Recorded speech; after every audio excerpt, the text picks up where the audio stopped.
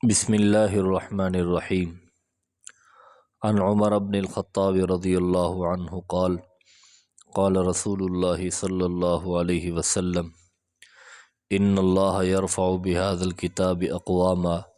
ويضع به آخرین او کما قال علیہ الصلاۃ والسلام۔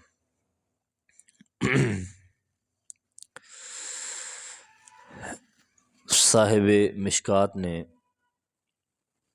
یہ روایت حضرت عمر بن خطاب رضی اللہ تعالی عنہ سے فضائل قرآن کے باب میں ذکر کی ہے اور بحوالہ مسلم اس کو ذکر کیا ہے۔ اس میں قرآن کی بڑی ہی فضیلت کا تذکرہ ہے۔ حضرت عمر بن خطاب رضی اللہ تعالی عنہ فرماتے ہیں کہ رسول اللہ صلی اللہ علیہ وسلم نے فرمایا ان اللہ یرفع بہذا الکتاب اقواما، بے شک اللہ تبارک و تعالی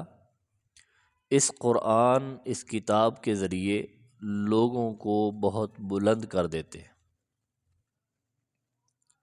اس کتاب کے ذریعے لوگوں کو بہت بلند کر دیتے ہیں۔ اس کتاب کو ماننے سے، اس پر ایمان لانے سے، اس کو تلاوت کرنے سے اور اس کا ترجمہ اور تفسیر سمجھنے سے، اس کی تعلیمات پر عمل کرنے سے اور اس کی تعلیمات کو، اس کے مضامین کو آگے دوسروں تک پھیلانے سے، دوسروں تک پہنچانے سے، یہ سارے حقوق جو بندہ قرآن کے ادا کرتا ہے تو اللہ اس بندے کو بہت بلند کر دیتے ہیں۔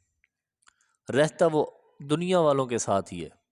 بظاہر یہ نہیں کہ اس کو اللہ بہت بلند کر دیتا ہے، آسمانوں پر لے جاتا ہے، نہیں، بلکہ اللہ تبارک و تعالی اس کا مقام اور اس کا مرتبہ بہت بلند فرما دیتے ہیں۔ اللہ کے ہاں اس کا درجہ بہت بلند ہو جاتا ہے، عام لوگوں سے وہ بہت زیادہ مقام اور مرتبے کے لحاظ سے اونچا ہو جاتا ہے۔ اور وَيَضَعُ بِهِ آخَرِينَ، اس حدیث کا دوسرا جملہ کہ اسی کتاب کے ذریعے اللہ بہت سارے لوگوں کو ان کے مقام سے گرا دیتے ہیں، جس مقام پہ وہ چل رہے ہوتے ہیں اس سے بھی نیچے چلے جاتے ہیں۔ اور وہ کیسے ہے کہ نہ اس قرآن پر ایمان لایا اور نہ اس کی تلاوت کی، نہ اس پر عمل کیا، نہ اس کے مضامین کو سمجھا، نہ آگے سمجھایا، نہ عمل کیا، کسی بھی لحاظ سے اس قرآن کے حقوق کو ادا نہیں کیا اور الٹا قرآن کی تعلیمات کا مذاق اڑایا اور اس کو من گھڑت کہانی اور من گھڑت قصے کہا، یا پھر اگر اس قرآن مجید کو مانا ہے، ایمان لایا، لیکن آگے کچھ بھی نہیں کیا، نہ اس کو پڑھنا سیکھا، نہ اس کو خود پڑھا، نہ پڑھایا، نہ اس کی تعلیمات کو سمجھا، نہ سمجھایا، کوئی حق بھی اس کا ادا نہیں کیا، بس صرف ایمان لے آیا تو بس ایمان لانے کے بعد اب مرضی اپنی کر رہا ہے، تو ایسا بندہ بے وقوف ہے اور وہ اپنی آخرت کو تباہ کر رہا ہے، اور اس کتاب پر عمل نہ کرنے کی وجہ سے اللہ اس کو گرا دیتے ہیں، اس کے مقام سے بھی نیچے گرا دیتے ہیں، اور وہ ذلت کی پستیوں میں وہ اور ذلت کی دلدل میں وہ دھنستا چلا جاتا ہے، اور پھر اس کو نکالنے والا وہاں سے کوئی نہیں ہوگا۔ تو اس حدیث نے ہمیں کیا سمجھایا؟ پہلی بات کہ اللہ تبارک و تعالی اس کتاب کے حقوق کو ادا کرنے سے اس بندے کو بہت بہت بلند کر دیتے، بہت اونچا کر دیتے ہیں، اس کا مقام بڑا بلند ہو جاتا ہے۔ اور جو ایمان نہیں لاتے اور اس کی تعلیمات پر عمل نہیں کرتے تو ان کا مقام بہت ہی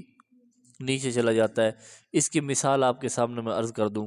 صحابہ کرام رضوان اللہ علیہم اجمعین نے اس قرآن مقدس پر ایمان بھی لایا اور اس کی تعلیمات پر عمل بھی کیا اور آگے دوسروں تک بھی یہ قرآن پہنچایا، تو اللہ نے ان کو کتنا بلند کر دیا، کتنا بلند کر دیا، کتنا بلند کر دیا کہ اللہ نے ان کے تذکرے قرآن میں کیے